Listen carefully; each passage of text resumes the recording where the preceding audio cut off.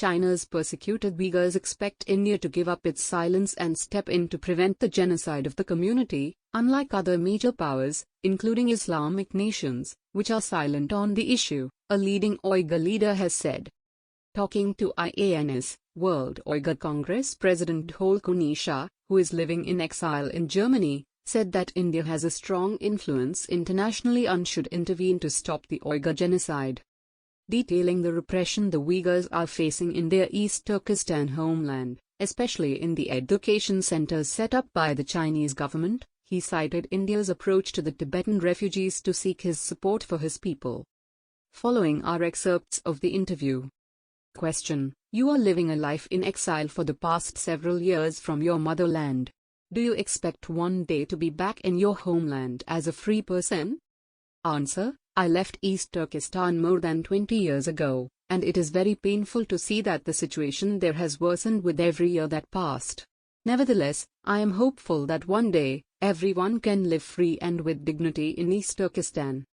Question: There are several media reports that the Uyghur Muslim population are not allowed to even practice their religious beliefs by Communist China. Can you elaborate on that?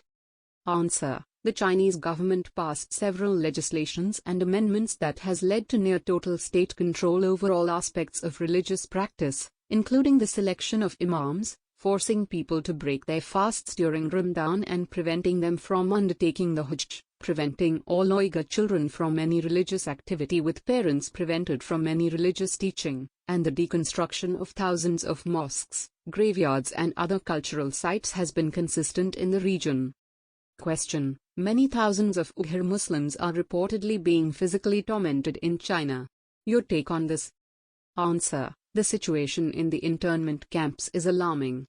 Detainees are held in very poor and overcrowded conditions, where they don't have access to adequate medical care. Camp survivors like Mihrigul Tursun and Shairgul Saitbey witnessed physical and psychological torture. Furthermore, women were forced to get injections or pills, which caused the loss of consciousness and reduction of cognition. Furthermore, the drugs caused the loss of menstruation and extreme bleeding in some women. Question: Do you feel that even after the atrocities and physical torment of the Chinese government is continuing against the Uyghur minority Muslims, the Islamic world is maintaining a studied silence? Answer: The persecution of Uyghurs is one of the most serious instances of religious persecution of Muslims in the world. A majority of Muslim states and leaders have been not only silent on the ongoing Uyghur genocide, but some of them have even supported China openly. It is shameful to see how the Muslim world turns a blind eye to the persecution of millions of their brothers and sisters. It is time for the Muslim world to break the silence and to take actions to stop the genocide before it is too late. Question: It is learned that there are several re-education centers in China for providing vocational training for Uyghur Muslims. What exactly do these centers do? Answer: The living conditions in the camps are draconian. Torture, rape, forced sterilization and death are the constant companions of the detainees. The aim of the Chinese government is clear: to break the people in order to make them serve to the CCP willing to eradicate the Uyghur identity. Therefore, the detainees have to forget anything that is linked to their Uyghur identity. Inside the camps, detainees are forced to attend indoctrination classes, where they have to learn Mandarin, sing propaganda songs and praise the CCP. These are no education centers.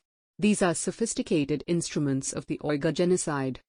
According to the leaked Karatax prison list, the CCP mainly targets individuals at birthable age and intellectuals. A report by researcher Adrian Zenz provided further evidence by official Chinese documents that the CCP seeks to achieve a zero growth rate in East Turkestan. In the recent webinar organized by the Center for Policy and Development Studies, you said that China has manipulated UN agencies and even Interpol against the Uyghurs. Please elaborate? In recent years, we observe an increasing influence of the Chinese government on international institutions such as the UN. The CCP tried in recent years to hinder the WUC from engaging with the UN procedures. I was denied access to the UN in New York due to pressure from the Chinese government. In 1997, the Chinese government initiated a red notice at Interpol against me, which was removed in February 2018 due to a lack of evidence and the political motivation behind the false claims. Due to this, I was arrested several times while traveling, and several travel bans were issued on me because of China's influence. Due to the long arm of the Chinese government, traveling has become risky for me. Well-known model Martin Gupta had sent a video of him being shackled in Chinese custody. After the video appeared, there is no information on him. Do you have any knowledge on what happened to him? A. We tried our best to obtain any information on the whereabouts of Martin Gupta. We are highly alarmed since we know how the Chinese government treats brave people who tell the truth. Even after the brutal crackdown and mowing down of agitating students at Tiananmen Square, China continues to hold positions in international bodies including the UN. Please tell us why this is so. A. During the Tiananmen protest, so many students fighting for freedom and democracy were killed by the Chinese government. Nevertheless, China could even increase its international influence since then. Countries turn a blind eye to the Chinese atrocities because of economic interests. Some even set up a coalition. Furthermore, China is the second largest donor to the UN. Turkish President Recep Tayyip Erdogan is championing the cause of Muslims globally. Why is the Turkish government silent on your case even after you share the same cultural roots? A. Uyghurs and the Turkish people have strong ties, since they speak the same language, have the same culture and history. The Turkish government has been silent so far, but some days ago, a government spokesperson finally addressed the Uyghur human rights crisis. Do you and other leaders of the Uyghur movement like Rushan Abbas feel that your life is under Chinese threat even in countries like Germany and US where you are living, respectively?